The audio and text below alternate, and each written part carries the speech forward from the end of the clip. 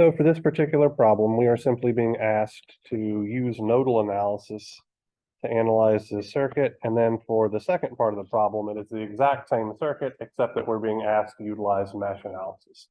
So instead of bothering to do both of these, we're just going to look at one because we should honestly get the same results either way. So would you all prefer that we apply mesh analysis techniques or nodal analysis techniques for this circuit? Mesh, okay.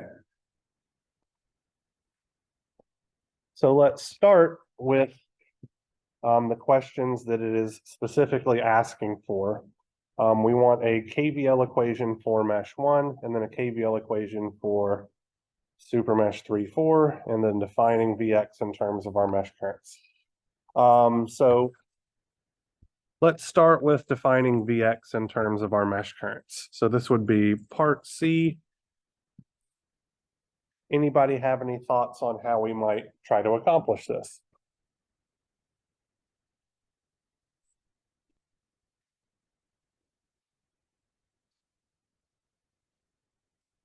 Yes, but the polarities that we choose are rather important. So I am going to choose the following polarities. So I'm going to choose this polarity for the voltage drop across my 7 ohm resistor, this polarity for the voltage drop across my minus J5 ohm capacitance, and this polarity for the voltage drop across my minus J2 ohm capacitance, so that Vx will directly equal those three added together. Okay. So we would have simply Vx is equal to, so what should the voltage drop across the 7 ohm resistor look like here? Exactly right. So because the mesh current I2 is flowing into the negative polarity terminal, we should have a minus sign. So we're going to have negative 7 ohms times our mesh current I2. What about the voltage drop across the minus J5 ohm capacitance? So minus J5 ohms times negative I4, right?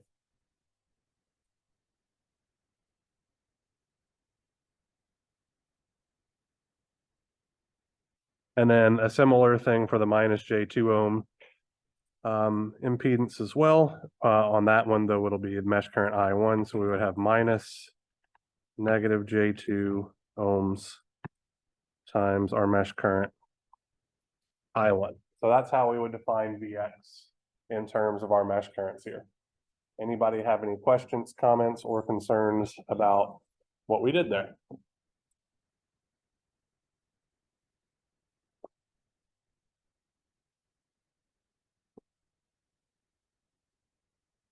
All right, I'm not hearing any questions, which means either you guys understand it or you're too timid to speak up. I'll work with either one. So we have a current source in this system. So that means we're going to need current relationship equations, right? So this isn't part of any of the explicit parts that we were asked for, but this is something that we're going to have to throw in MathCAD, so we'll go ahead and take care of this. So let's start with the 2 angle 0 degrees current source.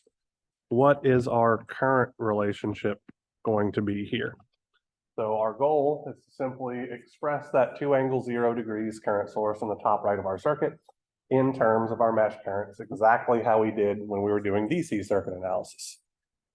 Minus I2, absolutely right.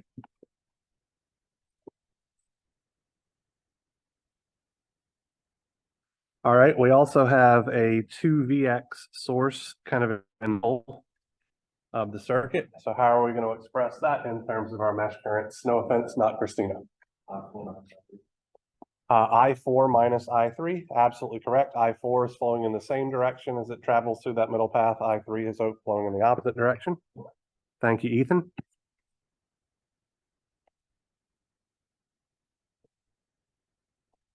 All right, so we have our controlling variable relationship written. We have our 2 current relationships written. So now I think we're ready for our Kirchhoff's voltage law around our super mesh equation, which, if I'm not mistaken, is actually part B of this circuit. Yep, or part B of this problem. So we are going to be writing our equation around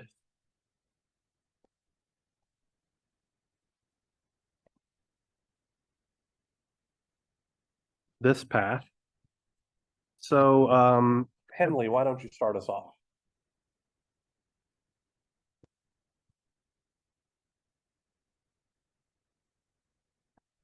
Absolutely right. So our first term is J3 ohms times our mesh current I3. John, what comes next?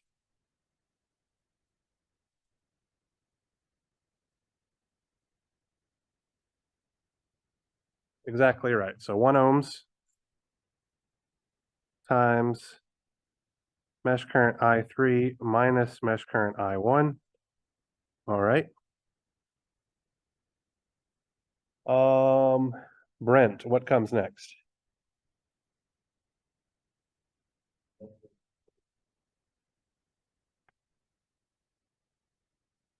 Exactly right. So there is no current flowing in the opposite direction, so we will just have I4. And lastly, Landon, what's going to be the last term for this expression?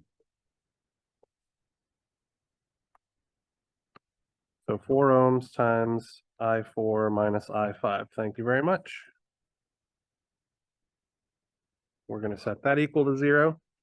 All right, and so now I believe we just have 3 more mesh equations to write, one of which is for mesh 1, so that would be the answer to part A for this thing. Let's see, Kevin Miharas, tell me what this mesh equation is supposed to look like. Where are you? Sorry, we're doing KVL at mesh 1, so let me write this out. So you started with 1 ohm times I1 minus I3. Okay, that's fine. You're just starting at a place I didn't expect, but you're correct there. So 1 ohms times I1 minus I3. What else is going to be in that equation, Kevin? Is it going to be plus or minus? Minus 12 angle 0. Yep.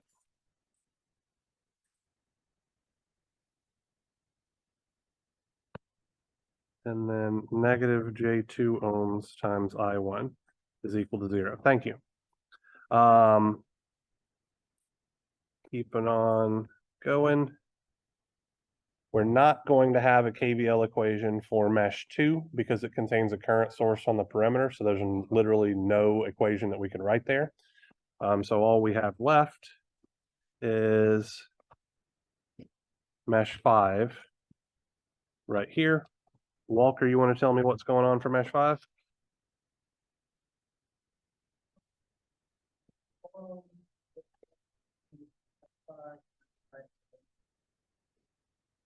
All right.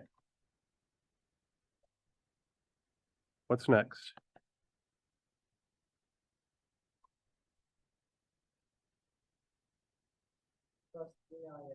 All right. So just 3ix, nothing fancy there. What's next? Times I5. There we go. All righty. So we currently have 6 equations, and I believe we have 6 unknowns, or 5 mesh currents, as well as that controlling variable Vx. So at this point, we're ready to just throw this into MathCAD. So let's get MathCAD out and work on doing exactly that.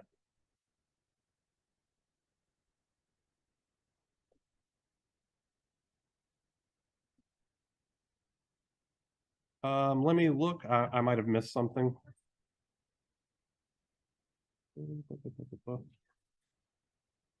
Oh yeah, no, Christina is absolutely right. So we do have a second controlling variable that I kind of forgot about. So we definitely need to write an equation for that. Thank you, Christina. So let's do it over here on the side.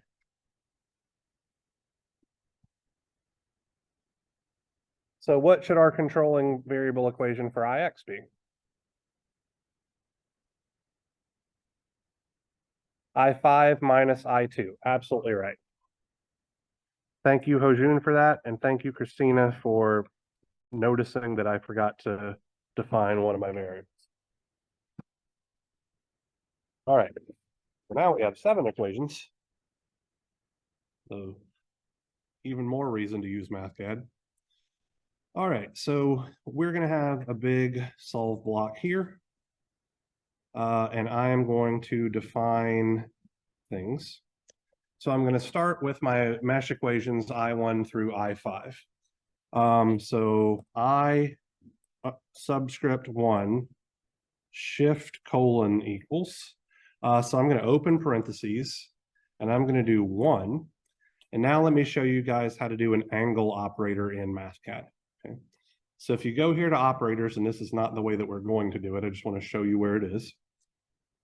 And you go down to the engineering section, you can see that you could just drop the angle operator in here this way. But that would be wildly tedious having to do that over and over and over again. Luckily for us, it explicitly tells us that there is a keyboard shortcut, Control-Shift-P, that gives us the angle operator. So I'm going to go back over here, Control-Shift-P gives me the angle operator 0. If we go back to this operator menu and scroll down here to the engineering section once again, here's where we get our degree symbol, but there is no keyboard shortcut for this. Well, there's no way in hell that I am going to bother clicking that button over and over and over again. So what we can do is we can literally type out the letters DEG, and MathCAD knows to interpret this as an angle in degrees. So once again, we're avoiding having to specifically go to that menu and do things. Outside of these parentheses, I'm going to explicitly multiply, and that is very, very important because we don't want anything accidentally treated as a function by the unit of an amp. Okay. So I1, we are guessing, is 1 angle 0 degrees amperes. And we're going to do this for our subsequent currents as well.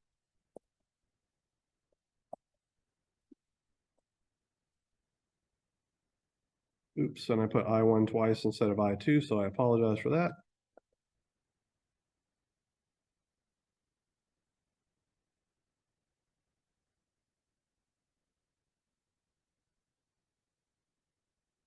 Let's come over here and do I4.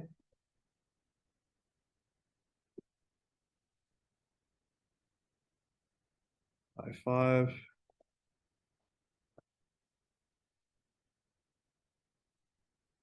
Down here, I'm going to do Vx. I'm effectively going to do the exact same thing. I'm going to say that Vx is 1 angle 0 degrees volts.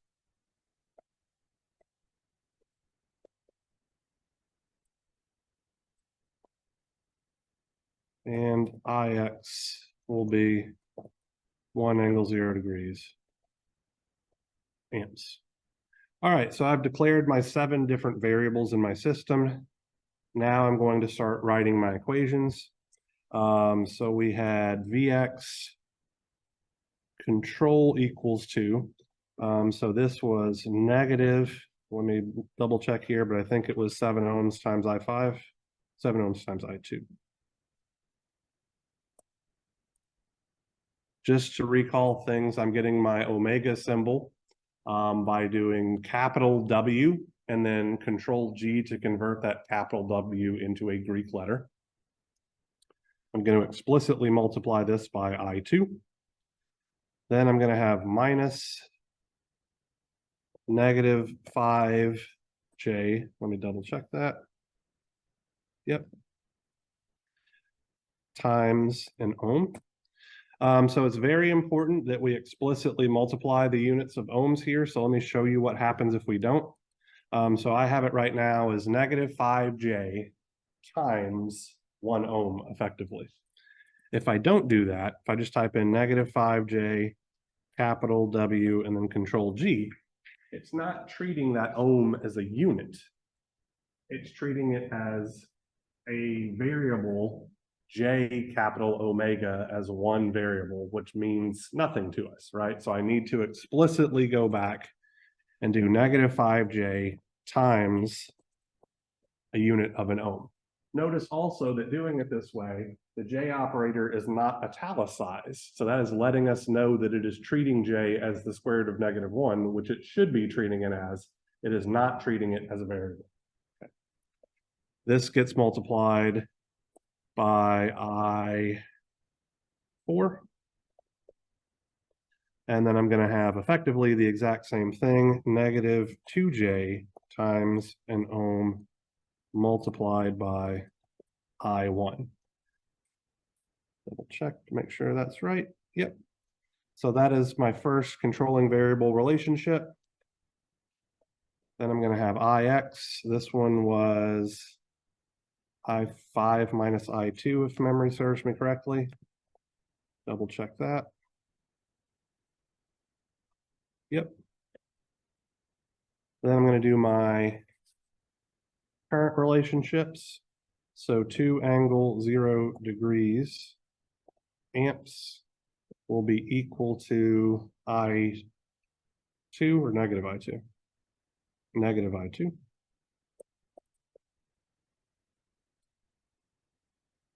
Now we have 2 Vx. This is a voltage controlled current source. So that coefficient of 2 has units of amps per volt. So I'm going to have 2 amps per volt multiplied by Vx will be equal to I4 minus I3. If I don't put units on that 2, it's going to tell me that my units don't work out correctly and it won't solve my system of equations. And I believe now we should be looking at our Kirchhoff's voltage law around our supermesh equation. So J3 ohms times I3. So 3J ohms times I3 plus 1 ohms times I3 minus I1.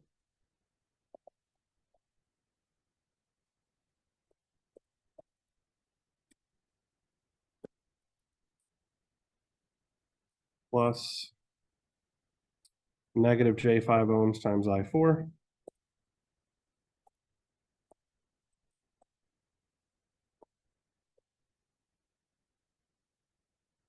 Plus 4 ohms times I4 minus I5.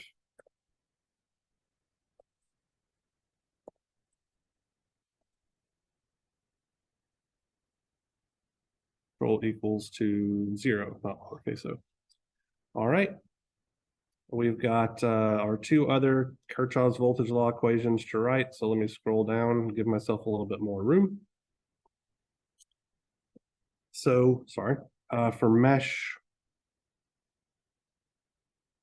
1, we are going to have 1 ohms times I1 minus I3.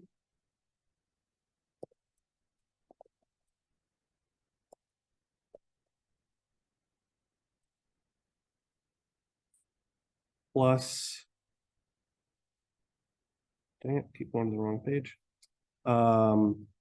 Excuse me, negative 12 angle 0 degrees volts. Oh crap.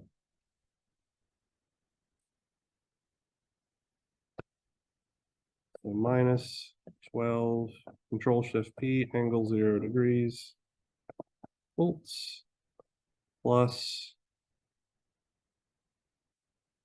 negative J2 times I1.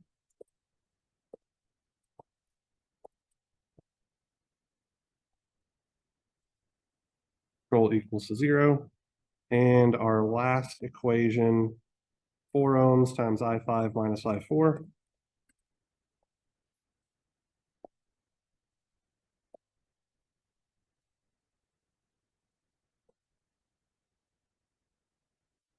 Three IX, so this is a current controlled voltage source, so that 3 should have units of volts per amp.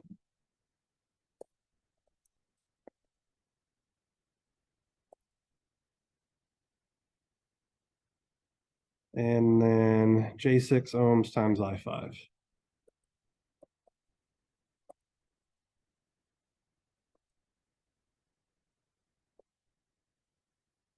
And scrolling down yet again.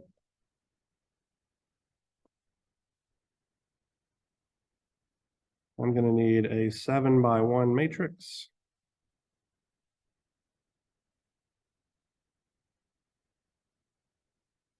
So I'm just going to put I1, I2, I3, I4, I5, VX, IX.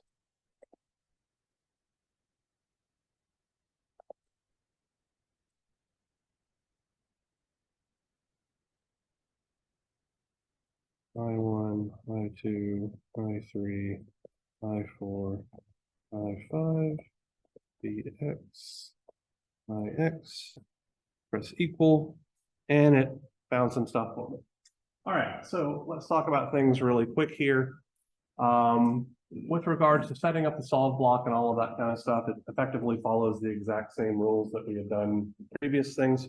We're just paying a little bit more attention and using complex numbers to represent things that we expect to be complex quantities. Once we solve this system, we can see here that our results are expressed in rectangular form, where it is using I as the imaginary operator. So let me get this silly Zoom thing out of the way. If we go to the math formatting tab, and we look down here on the bottom right-hand side under the results area, there's a drop-down menu. And so this is us telling MathCAD how we want to express our complex numbers.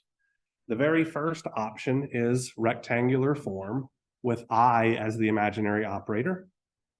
The second form is rectangular with J as the imaginary operator. So MathCAD automatically has it built in to be able to just handle J. The next one is a polar form where the angle will be expressed in pi radians. The next one is polar form with the angle expressed in radians. And finally, the last option is polar form with the angle expressed in degrees, which is what we were going to use 99% of the time. So I'm going to choose this fifth option here. And this is what we get, right? So our current I1, 5.436 with a phase angle of 65.22 degrees. Our mesh current I2 is 2 angle negative 180. Well, that makes perfect sense because that current source was angle 0, and this is in the opposite direction, which indicates a phase shift of 180 degrees. So anyway, this is how we can use MathCAD to do mesh analysis, nodal analysis, all that kind of good stuff for circuits that actually require it. I want to be very, very clear here on your homeworks. Requiring you to do nodal and mesh analysis is absolutely fair game. And I've now shown you how to do that on MathCAD, a tool you all have access to. On your exams, there will not be a single question that will require you to use nodal or mesh analysis in order to solve things, because your calculators cannot do that, right? So for your exam, everything will be able to be solved using superposition and or source transformation and or Thevenin and Norton equivalent circuits and or voltage division, current division, etc. All of those techniques that we learned in the first third of the class before we learned nodal and mesh analysis are fair game, and they are what is expected of you to use to solve circuits on your exam. If you've started working on the practice exams, which I firmly believe you should have started by now, and you work on any of those problems, those are the techniques that you'll see me working in my solutions. Those are the techniques that I'm expecting you to apply, okay? So to reiterate this probably the 5th time, exams, nodal and mesh are a no-go. Homeworks, nodal and mesh are fair game. Are we good? All right. So unless anybody has any questions about this example or how to utilize MathCAD to solve systems with complex numbers, start working on your lab.